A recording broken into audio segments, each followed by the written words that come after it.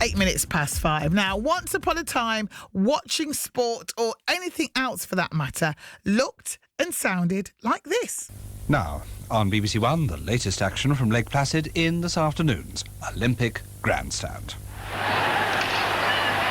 The puck is still there. Ruccioni. Goal! As the Winter Games draw to a close, just 3 of the 38 Olympic titles still to be won. The ice hockey, the four-man bob and the women's figure skating.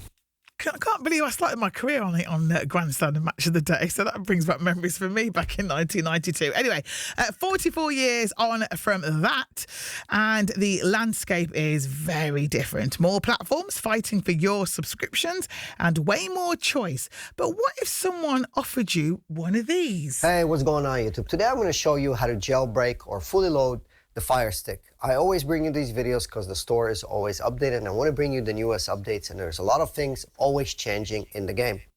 Well, he was talking about a Fire Stick, a little device like a USB that fits into your telly and basically lets you watch pretty much whatever you want.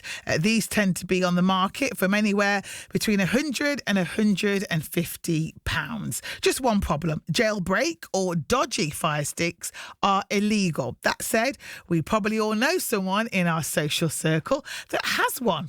That's even after repeated warnings that users could face a knock at the door and maybe even a day in court. Well, let's speak to Matt Porter, the Gadget man, who joins me now to run through this story. Afternoon to you, Matt. Hello there. Well, basically, what is a Fire Stick and what's known as a dodgy Fire Stick? Well, Fire Sticks are quite. If you were to buy a Fire Stick legitimately, it's a completely legal device. These things are jailbroken Fire Sticks because they're so common. But they could be a Kodi box, an Android box, or an IPTV boxes. But basically, they're devices that have been modified to access paid content for free, such as movies, TV shows, live sports, etc.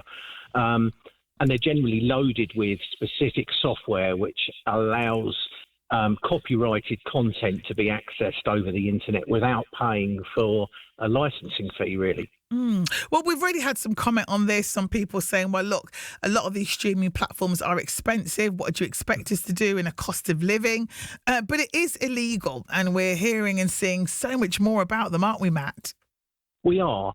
It is expensive to watch high quality television, really, in the UK or anywhere in the world. You have got very large providers that are paying an awful lot of money to produce very high quality shows, in many people's opinion, but they all tend to be dotted around on different providers, and there are probably in excess of 20 paid TV providers or streaming TV providers currently active in the UK. So that's a lot of money if you wanted to subscribe to all of those people. So I guess people make a decision about, I'm just going to do without watching this content, or I've been offered a way of watching it which appears to be legitimate. I mean, look, has the broadcast media, Matt, brought this on themselves? I mean, if the product wasn't like, too expensive in the first place, people wouldn't be going out and buying these dodgy Fire Sticks.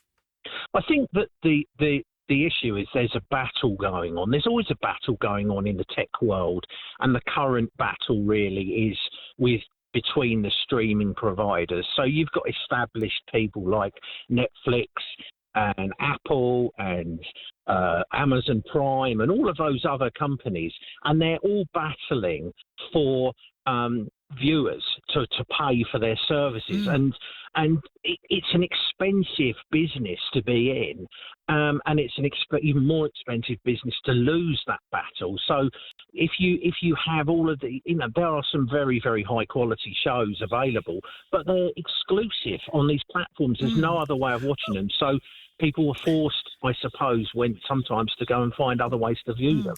But how will Ofcom and the authorities clamp down on this, Matt? Or has the horse already bolted?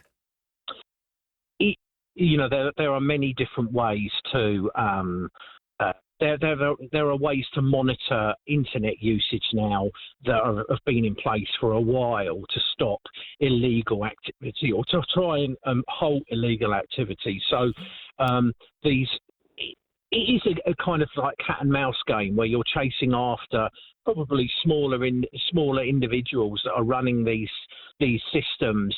And then shutting them down. But as soon as you shut the one down, then maybe another one opens. But it's very difficult. There has to be some legislation in place to stop those boxes becoming available to be able to hack them. But it's not easy. And we're hearing a lot of anecdotal evidence that whilst users think they're onto a great thing, their personal data via these sticks might be at risk in terms of passwords, bank details. Yeah. Is that what you're hearing? What you're doing is you're putting your trust in, effectively, because it's illegal, you're putting your trust in the hands of criminals. So you're saying, I don't mind having my TV provided to by someone that's got no, there's no way of checking whether they're legitimate in any way, or whether the software that I've loaded onto my illegal or my hacked Fire Stick or Kodi box is not actually going to be able to harvest information from within my network, whether that's listening into my network traffic, grabbing bank details, all of those things. There's no way of trusting these people because what they're doing is above the law. That's it. Honestly, Matt, I was at a friend of a friend's and we was watching something and all of a sudden it stopped going. I think it was a boxing match and it just stopped and there was a message. I shouldn't laugh, but there was a message on the screen about, this is whatever. And it just made you think, oh my goodness, people think they're getting away with stuff, but, there is a way of tracking people down. But, like I say, we've had quite a few listeners saying, well, actually things are expensive, and that's why they're going down that line. It is expensive. I subscribe to several of the streaming companies, and I've just had a renewal which is probably double what I originally paid for the year, and that shocked me because that money's come out of my bank now, and it does give me the option of actually cancelling it and getting a refund, but. Yeah. It's a lot of money. You could be talking £110 a year for one of those services. That's a lot of money. Absolutely. When you start adding them all up together. And that's the problem, is that there is no... We were all used to having 4 channels where we could access our content, but now there are just thousands of ways of watching stuff, and it can be very, very expensive. I'm not sure whether it's the media company's fault that it's expensive or the fact that we all just are so desperate to be able to consume this content, and our excuse is, well, we have to do it illegally because we so desperately want to watch it. So I don't know, really. It's difficult. Okay, Matt, thanks for giving us that insight. Matt Porter, the gadget man who hasn't got any dodgy gadgets. No, not at all. Let's just make that clear. He's nowhere near. Very clear, yeah. I pay for all of my services. Absolutely. You sound like that sort of man. Thank you very much, Matt Porter, the gadget man, taking us through those dodgy Fire Sticks, otherwise known as Jailbreak or dodgy Fire Sticks.